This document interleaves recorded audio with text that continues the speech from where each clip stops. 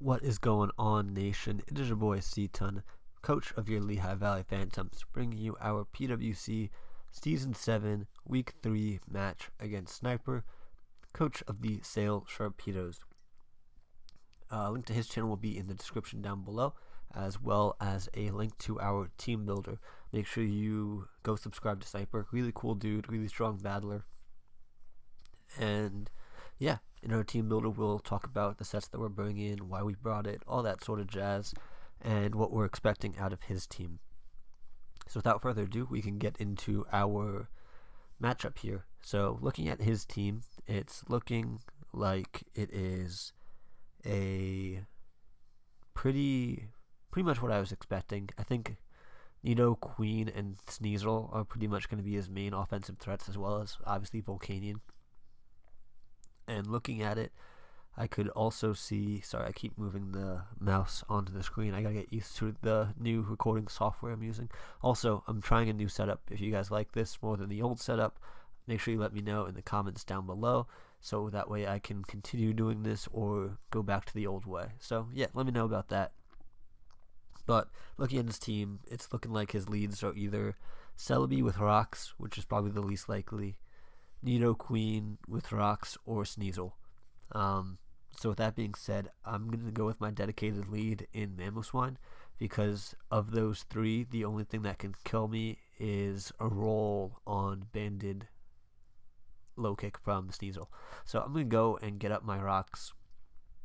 Turn 1, really put pressure on that Volcanion so it's a little bit less of a threat, and then limit the switching that can be done in this game.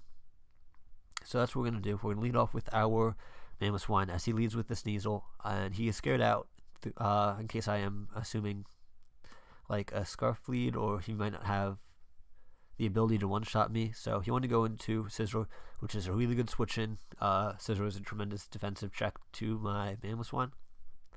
And now that we got our Rocks up, turn 2, I'm expecting, since he brought this in so aggressively, I'm expecting him to have some speed in order to U-turn out. During the battle, that was my thought process. Now that I'm recording it in post-game, it makes a lot of sense that he has no speed in it, because why would he want a fast U-turn on a Mon that just blows through his team?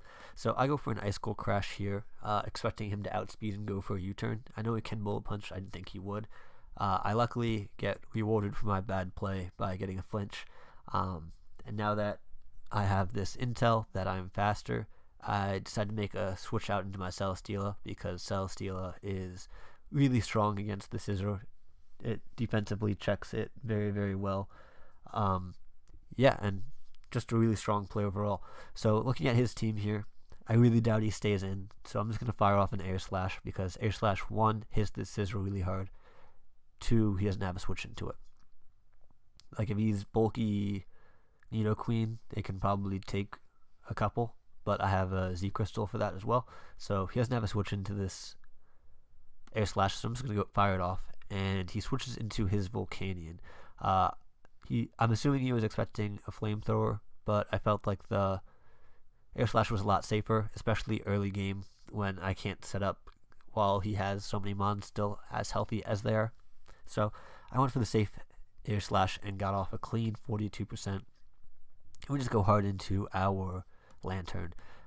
He goes for a Flamethrower, and it does 17, and he switches out, which leads me to believe that he is choice locked, which isn't necessarily the best bring in my opinion. I feel like he would have benefited a lot more from like a Z Bloom Doom or a Flame Charge set to try to capitalize on, or even both, to try to capitalize on semi-passive Lantern.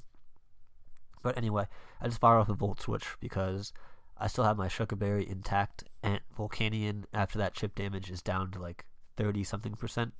I don't remember, let me go back a turn. It's at 34%. So I don't really feel like I need the Sugar Berry for this Volcanion in order to take it on.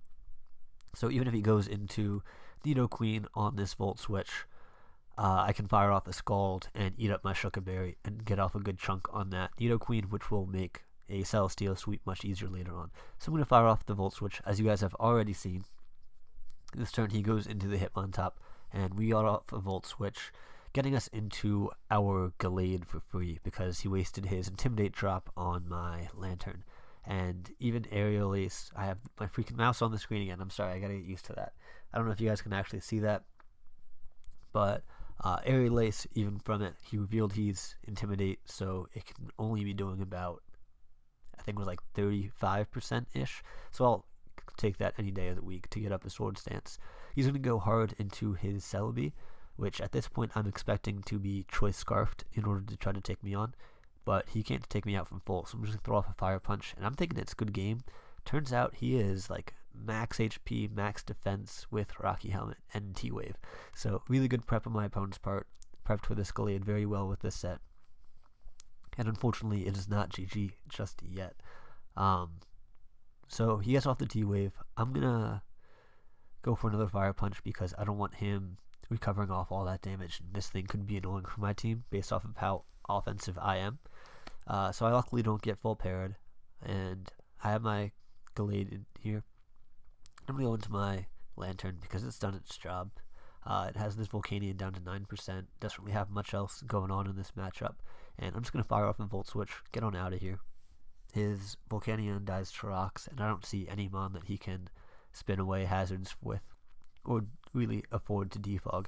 So I go into my Gardevoir here. It didn't really matter what I went into here because pretty much no matter what it was, unless he went into Scissor on this turn, I was going to sack my Lantern the next turn anyway to get initiative.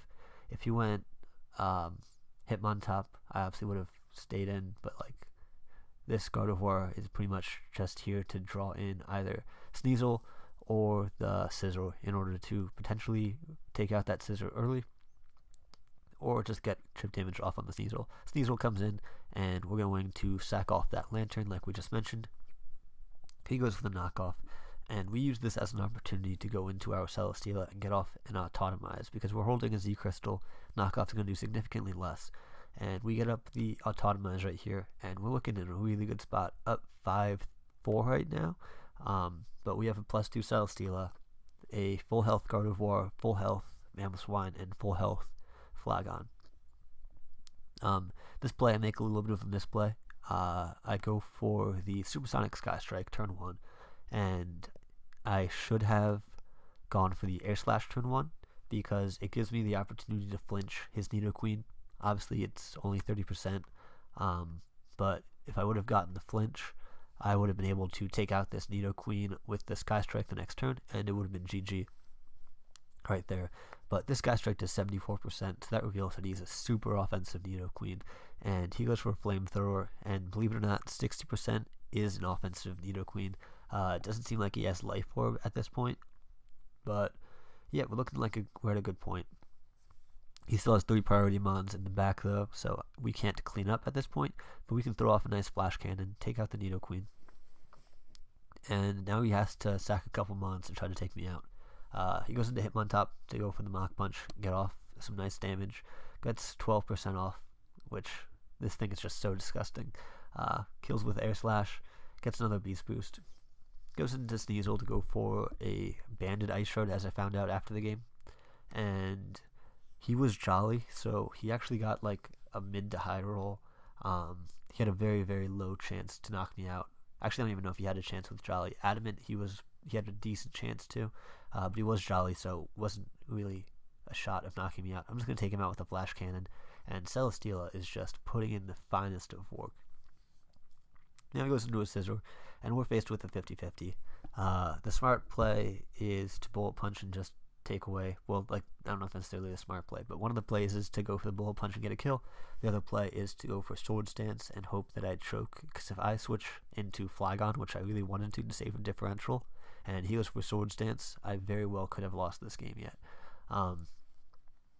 Because he would have been able to Roost and Sword Stance up as I was Fire Punching, because I no longer have my Z Crystal on Flagon since I used it on Celesteela. So we stay in just to play it safe, go for a Flamethrower to try to take this thing out, and he goes for the Bullet Punch, which I can respect because, you know, differential matters in our league. It goes differential over head-to-head. But now we go into our Gardevoir with our Berry Technician boosted HP Fire is going to take out this Scizor, and that is a good game to Sniper. really tough matchup for him. I feel like on paper, all of his priority looked really good, but like in practice, Gallade, Celesteela, and Mamo had like absolutely no switch-ins on that squad. I feel like he prepped really well. I feel like the Scarf Volcanion, well, I'm assuming it's Scarf. I'll check his battle after this is uploaded. But yeah, I feel like the Scarf Volcanion was a little bit questionable. It might have been specs, but I don't think so based off of the damage that he was dealing. I don't know if that was the best spring, but other than that, I agree with a lot of what he brought. So really good game to Sniper. Check him out. Check out our team builder. Make sure you let me know about the backdrop that we're using this week. And until next week, peace.